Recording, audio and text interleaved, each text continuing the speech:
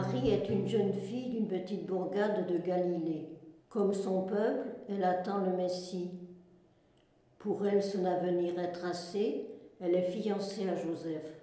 Et voilà qu'un événement inouï, inattendu, surgit dans sa vie.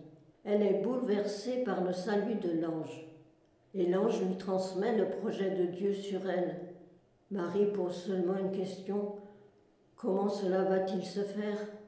De tout son être, spontanément, elle consent à ce projet de Dieu. Elle fait une totale confiance. Depuis toute petite, elle a appris à faire la volonté de Dieu. Et l'ange la quitta. Marie reste seule. Elle n'aura pas d'autre révélation de l'ange. C'est dans la foi qu'elle va devoir vivre, porter cet enfant, l'élever. Et déjà on peut penser à ce qui est dit un peu plus loin dans le texte. Marie retenait toutes ces paroles et les méditait dans son cœur. Quelle est la place de Marie dans ma vie? Sa présence est discrète. Souvent je ne fais que jeter vers elle un regard. Elle est là, de mon côté, pour prier Jésus. Je viens de traverser une période de désarroi. Vu la fragilité de notre congrégation, il devenait nécessaire de fermer le prieuré où nous vivions pour rejoindre un autre prieuré. Fermer un prieuré où nous vivons depuis 42 ans et pour ma part depuis 22 ans est un arrachement. Au fil des jours, nous y avions tissé tant de liens avec le village, le voisinage, la communauté chrétienne, catholique et protestante. Beaucoup nous exprimaient leur tristesse et aussi leur incompréhension. S'y ajoutait pour moi un handicap. Après un accident qui me laissait limité, j'allais faire l'expérience d'arriver dans un prieuré démuni, ayant besoin des autres, ne pouvant plus prendre ma part dans les services communautaires. Pourtant, je savais que l'entraide fraternelle ne me manquerait pas. Il fallait que je fasse un pas, et ce pas c'était de consentir. Il me fallait consentir à quitter, consentir à être diminué, consentir à être pauvre. Il me fallait passer de la peur à la confiance. J'ai souvent tourné mon regard vers Marie. Marie, prie pour nous, pauvres pécheurs. Aide-moi à dire oui au Seigneur.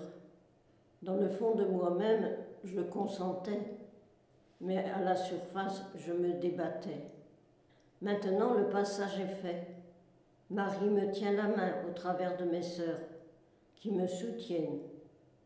Et je lui demande à Marie de m'aider à ne pas me replier sur moi, mais à voir le positif de ma nouvelle situation, à ouvrir mon cœur à ceux parmi lesquels nous vivons, ouvrir mon cœur à la situation de l'Église, du monde, et profondément je désire pouvoir dire avec elle: je suis la servante du Seigneur, et chanter: le Seigneur fait pour moi des merveilles.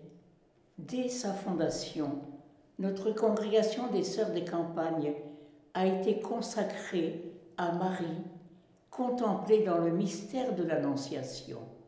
Par Marie, Dieu prend notre condition humaine en Jésus.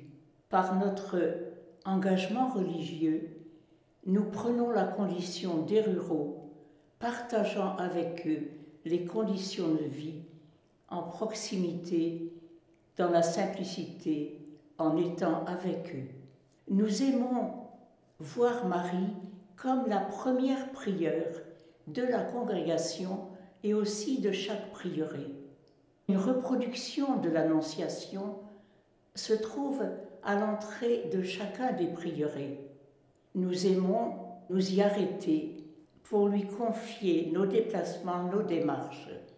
Matin, midi et soir, il y a l'Angélus, le chant à Marie avant le repos de la nuit, le chapelet, souvent murmuré dans nos allées et venues, ou prié en relation, en lien avec les médias, RCF, KTO, en lien avec la grotte de Lourdes.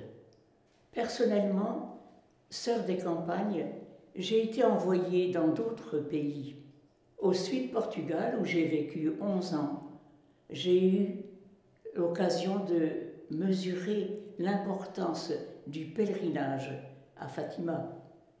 Une anecdote, au Burkina Faso, un jour j'arrivais à Kupela, sur la place de la cathédrale, à midi. Les cloches sonnent et je suis saisie de voir des personnes s'arrêter pour prier. J'ai aussi vécu au Togo pendant 15 ans. Et là, toutes ces années, j'ai aimé participer avec les gens du quartier à la prière à Marie qui était tout le mois du rosaire.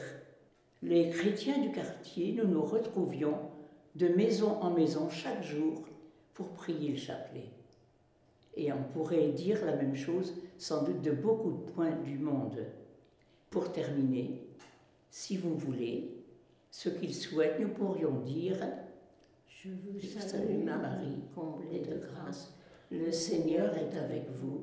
Vous êtes bénie entre toutes les femmes, et Jésus, le fruit de vos entrailles, est béni. Sainte Marie, Mère de Dieu, priez pour nous pauvres pécheurs, maintenant et à l'heure de notre mort. Amen.